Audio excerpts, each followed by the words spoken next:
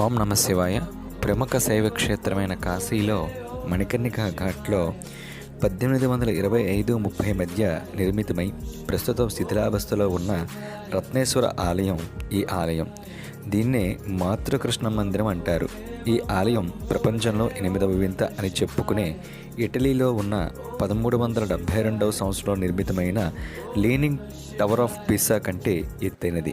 మణికర్ణికా ఘాటు ఉన్న ఈ మందిరం 9 డిగ్రీల కోణంతో వంగి ఉండి 74 మీటర్లు ఎత్తు కలిగి ఉంటుంది.